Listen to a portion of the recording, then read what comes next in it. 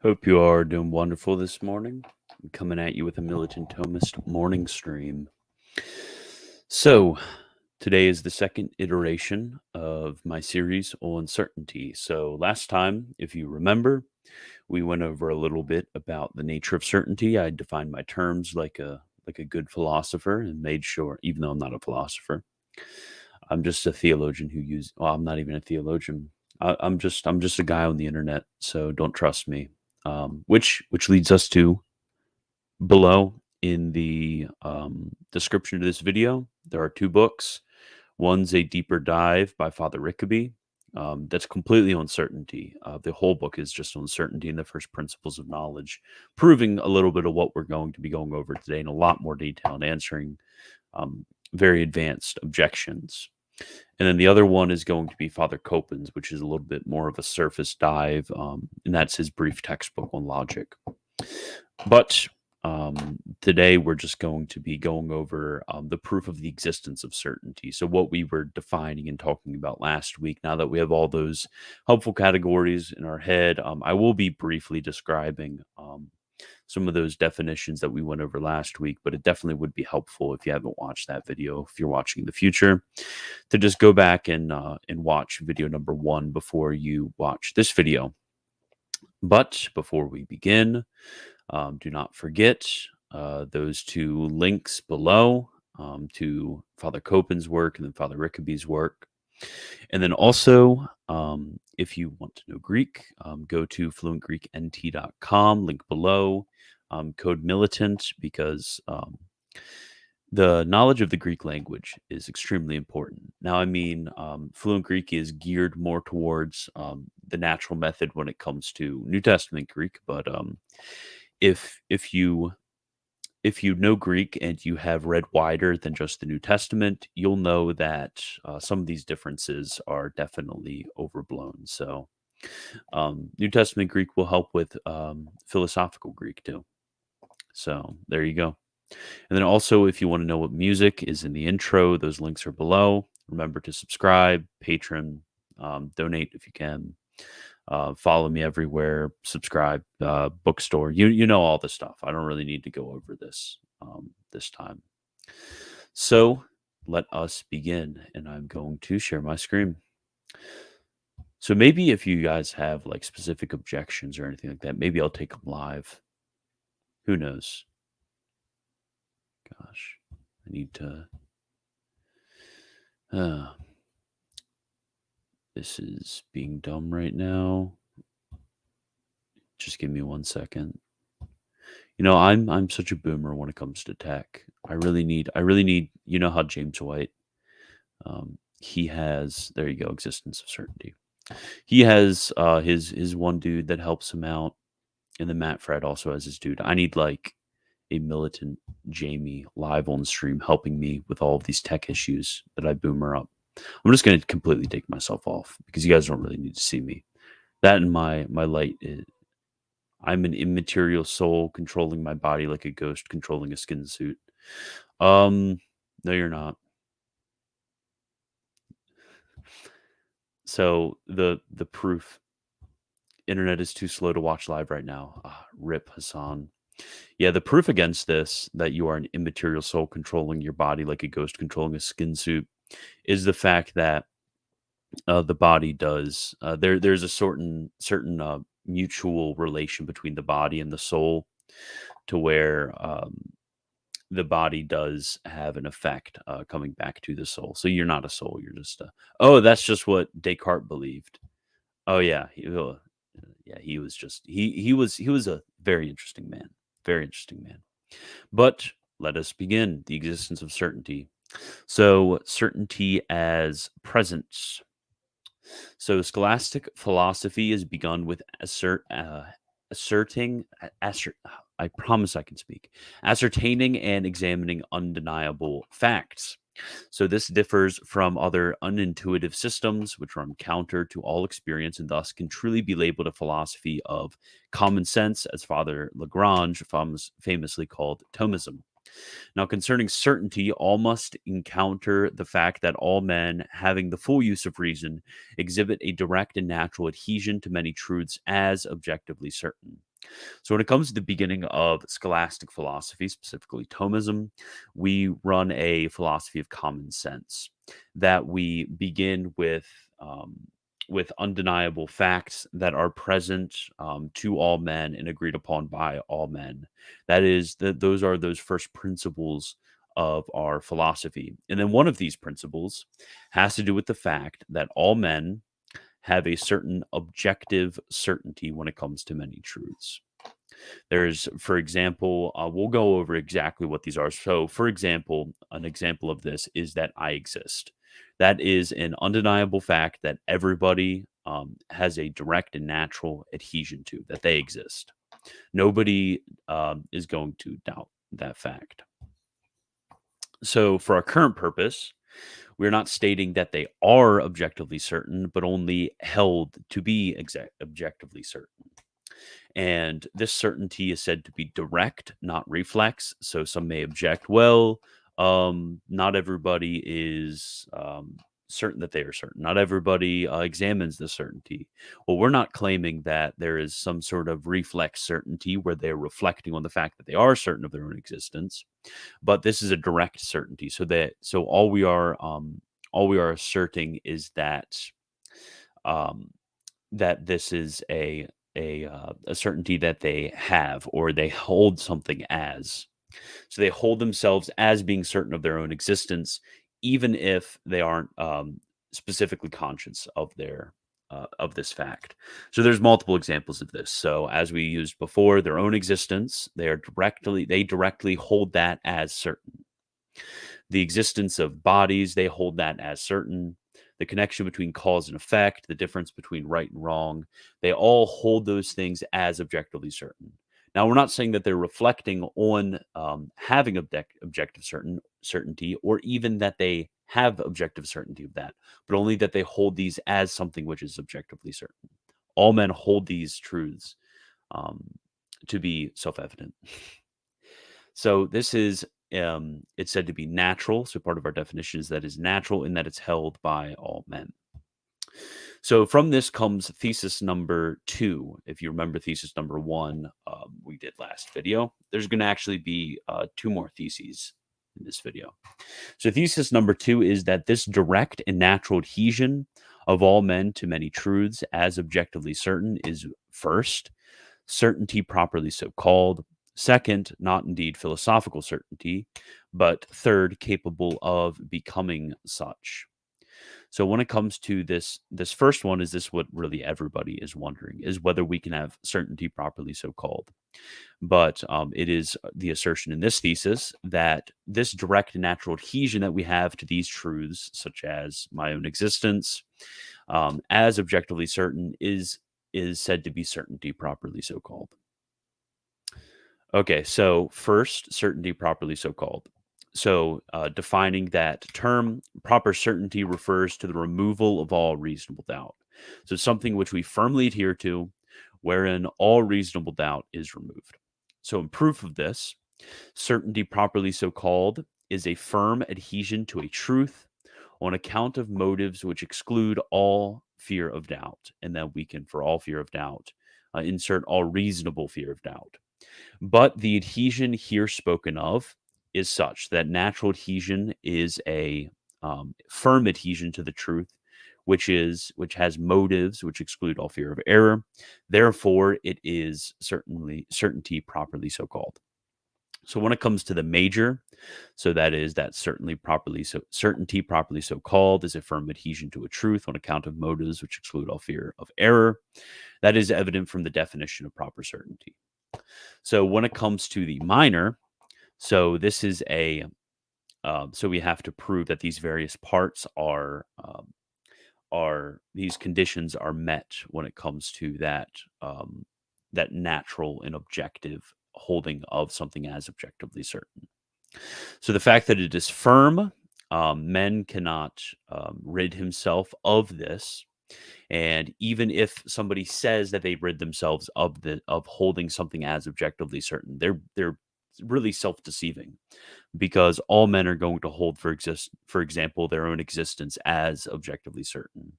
And notice it doesn't need to be. It's proved in this thesis but that hold it doesn't. We're not assuming really assuming that it is something which they are objectively certain of, but only that they hold it as objectively certain. And we need to make sure we're very clear with that language, although I've tripped up quite a few times. So a good example of this is the famous case of Pyrrho, who was an ancient Greek skeptic, and he denied that things outside of his mind existed.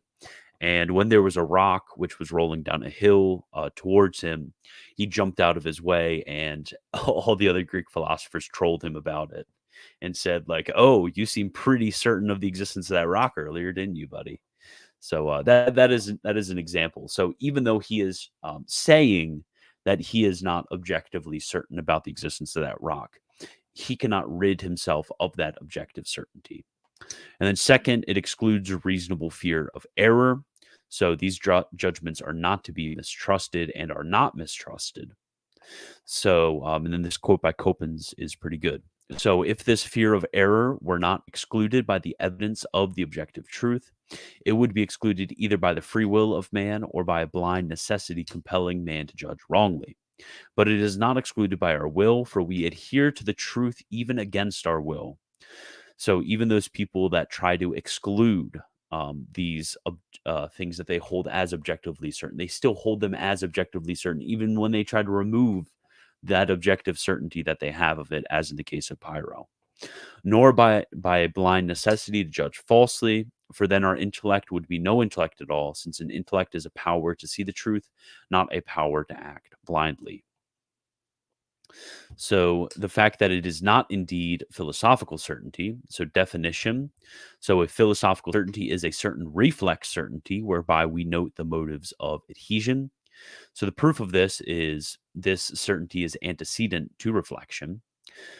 Therefore, the conclusion follows.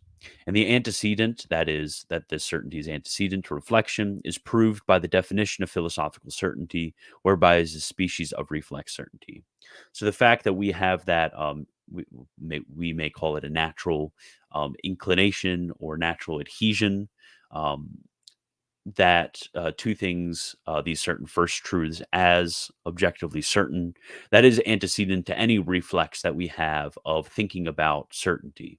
So, since this is antecedent to the reflex of us thinking about certainty, therefore it can't be philosophical certainty, since philosophical certainty is a species of reflex certainty.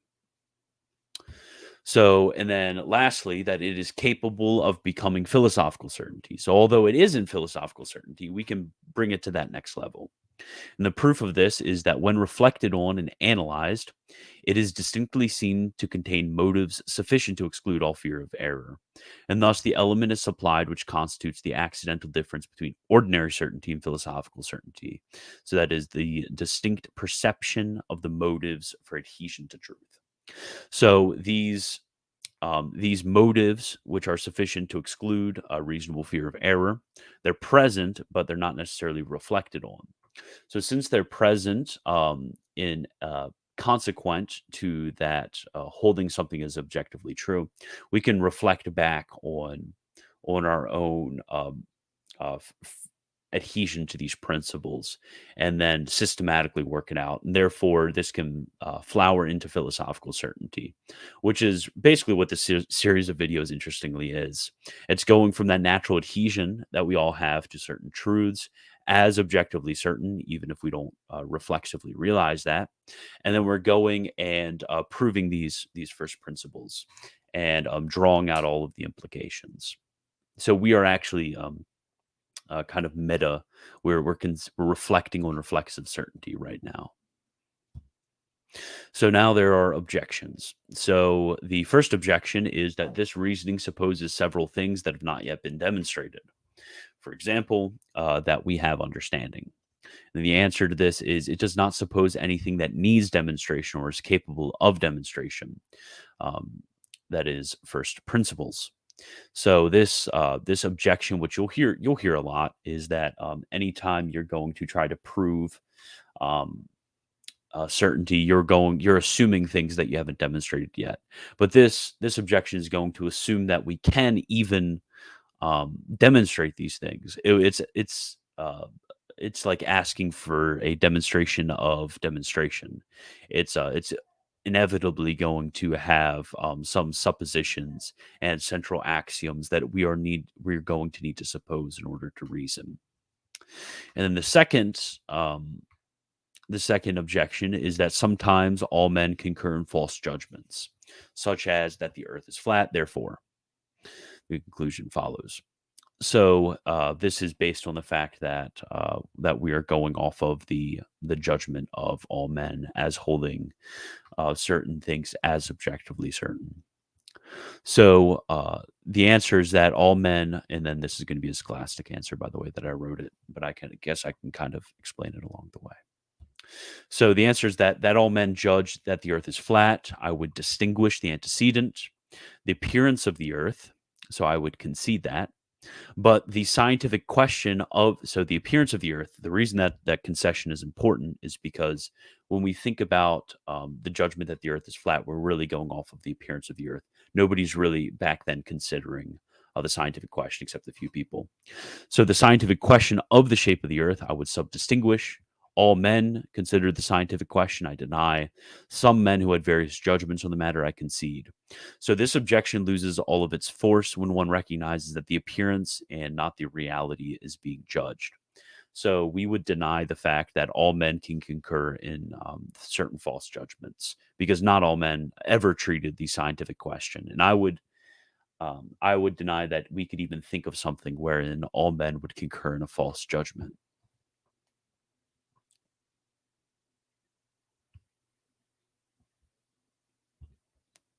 So now going into skepticism. So some deny the above reasoning and are called skeptics. So there are two kinds of skeptics. One, universal skeptics, and second, partial skeptics. So universal skeptics are going to deny all certainty, and then partial skeptics deny all certainty except a few facts, such as their own existence. So really partial skeptics, this is going to be something we're going to deal with in future videos. Here we're going to deal with universal skeptics because that is kind of what most people think of when they think of skepticism. And I'm not sure whether I spelled skeptics wrong because I've seen both spelling of skeptics with a C or with a K. So I hope that doesn't annoy you guys because when I have quotations from Coppens, he uses a C rather than a K. So the third thesis is that the theory of universal skepticism is self-contradictory. So the proof of this is that that the theory is self-contradictory, which affirms and denies the same thing. So the principle of self-contradiction.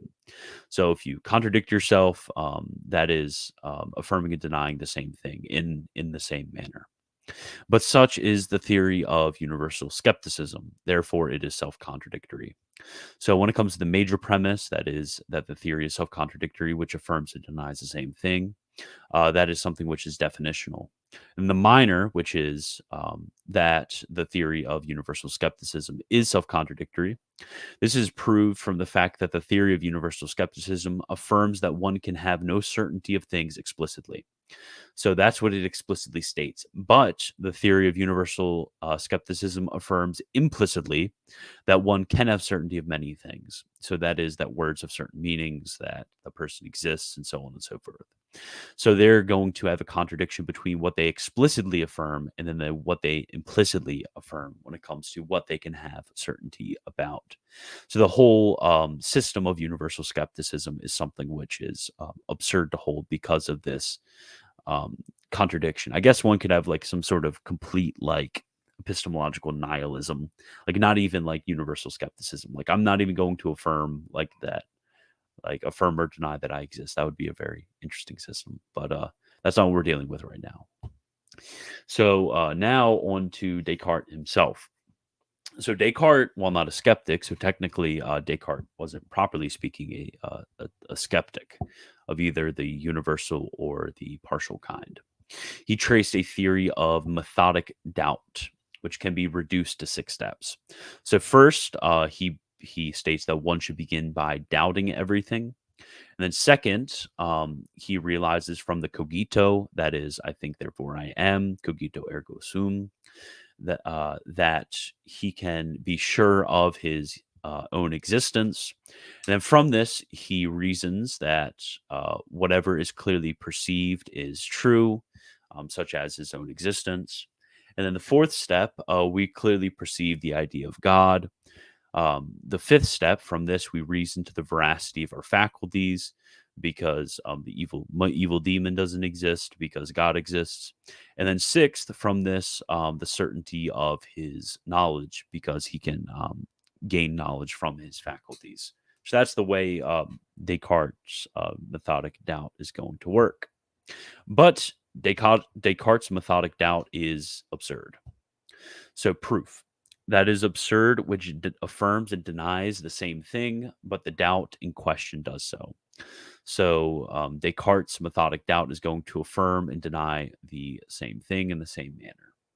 So the major, again, is going to be definitional. So with the minor, Descartes in step 1 explicitly doubts everything. Now, Descartes in step 2 assumes a certainty about the reliability of his reasoning faculties, which does not occur until step 5. So in step 2, cogito ergo sum, he's going to assume the cogito, that I think. So thinking is going to be of his intellective faculty, or his reasoning faculty. Now, he doesn't, until step 5, prove this from the idea of God. So he can't prove the veracity of his own thinking until in 4 he has proved the idea of God. But this he actually proves from 3, which is going to assume the cogito, which he doesn't prove until step 5. So he's going to he's going to get into a little bit of trouble. So basically, Descartes moves in a vicious circle. He proves the reliability of our faculties by the veracity of God, and the veracity of God by the reliability of our faculties and the cogito, and so on and so forth. So his methodic doubt, it just doesn't work. So the central error of the skeptics is that nothing is certain which is not demonstrated by discursive reasoning. So this is absurd, for every science must begin with self-evident axioms, such as in math, where we begin with the axiom that the whole is greater than the parts.